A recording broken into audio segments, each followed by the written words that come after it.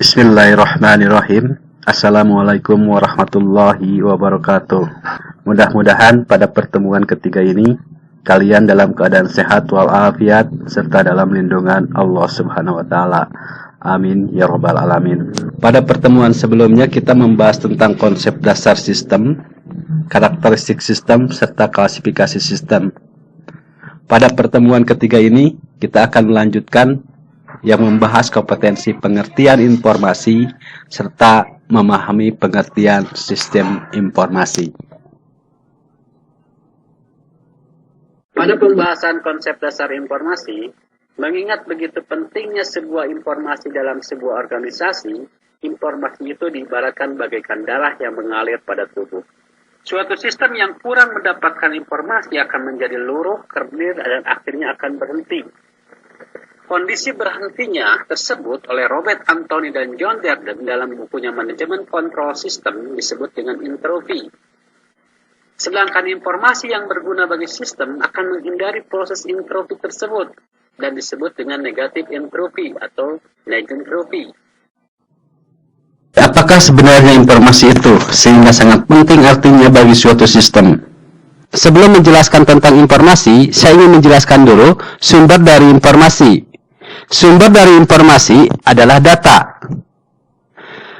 Data secara bahasa berasal dari bahasa Yunani dari kata datum yang artinya fakta. Jadi pengertian data adalah kenyataan yang menggambarkan suatu kejadian-kejadian dan kesatuan nyata. Maksud dari kejadian-kejadian atau event adalah sesuatu yang terjadi pada saat tertentu. Di dalam dunia bisnis, kejadian-kejadian nyata yang sering terjadi adalah perubahan dari suatu nilai, disebut dengan transaksi. Misalnya, penjualan. Penjualan adalah transaksi perubahan nilai barang menjadi nilai uang atau nilai piutang dagang.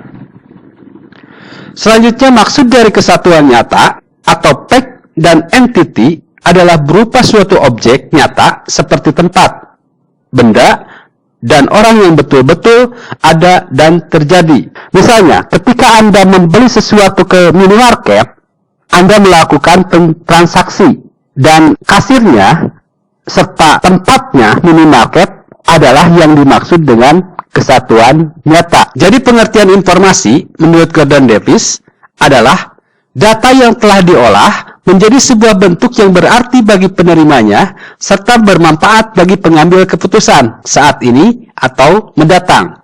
Poin penting dari sebuah informasi adalah nantinya untuk dijadikan sebuah keputusan bagi manajemen. Karena informasi menggambarkan situasi kondisi yang sebenarnya pada perusahaan atau organisasi tersebut. Di dalam siklus informasi yang menjadi bahan dasarnya adalah data.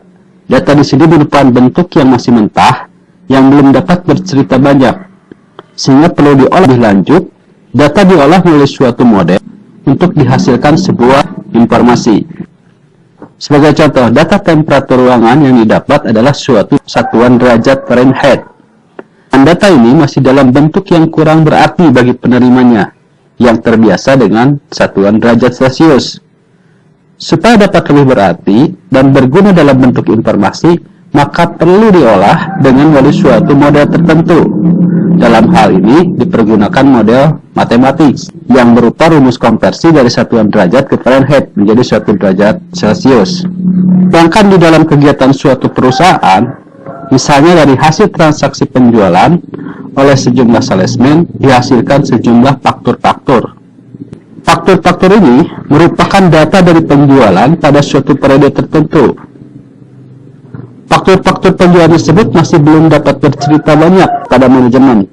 Untuk itu, untuk keperluan pengambilan keputusan, maka faktur-faktur tersebut perlu diolah lebih lanjut untuk menjadi suatu informasi. Misalnya, informasi berupa laporan penjualan tiap-tiap salesman berguna bagi manajemen untuk menetapkan besaran komisi dan bonus.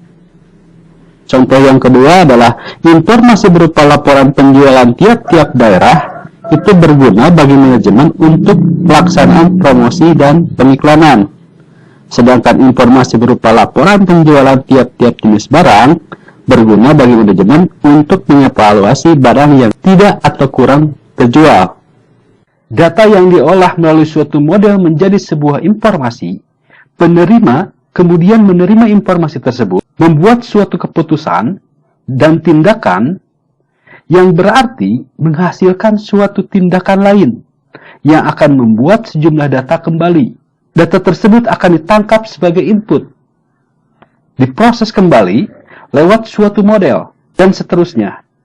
Membentuk suatu siklus yang oleh John Brooks dan Gary Granetsky dalam bukunya Information System, Theory and Practice, edisi keempat, New York, halaman 3, disebut dengan siklus informasi atau information cycle.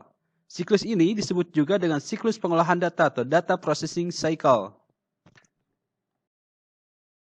Kualitas informasi. Informasi yang baik melalui John Brooks dan Gary Granetsky menggambarkan kualitas dari informasi dengan bentuk bangunan yang ditunjang oleh 3 buah pilar. Pilar yang pertama adalah akurat, berarti informasi itu harus bebas dari kesalahan-kesalahan dan tidak bias atau menyesatkan. Akurat juga berarti informasi harus jelas mencerminkan maksudnya. Informasi harus akurat karena sumber dari informasi sampai ke penerima informasi kemungkinan banyak terjadi gangguan atau noise yang dapat berubah atau merusak informasi tersebut. Pilar yang kedua adalah tepat pada waktunya atau timeline. Informasi yang datang pada penerima tidak boleh terlambat karena informasi yang sudah usang tidak akan mempunyai nilai lagi. Karena informasi merupakan landasan dalam pengambilan keputusan, bila pengambilan keputusan terlambat, maka berakibat fatal untuk organisasi. Dewasa ini, hanya nilai informasi disebabkan oleh harus cepatnya informasi tersebut didapat, sehingga diperlukan teknologi-teknologi mutakhir untuk mendapatkan dan untuk mengolah dan mengirimkannya. Informasi itu harus relevan, berarti informasi tersebut mempunyai manfaat untuk pemakainya. Relevansi informasi untuk tiap-tiap orang, satu dengan yang lainnya, berbeda. Misalnya, informasi mengenai sebab-musabab kerusakan mesin produksi diberikan kepada akuntan perusahaan adalah kurang relevan dan akan lebih relevan bila ditunjukkan kepada ahli teknik perusahaan. Sebaliknya, informasi mengenai harga pokok produksi untuk ahli teknik merupakan informasi yang kurang relevan, tetapi relevannya untuk akuntan.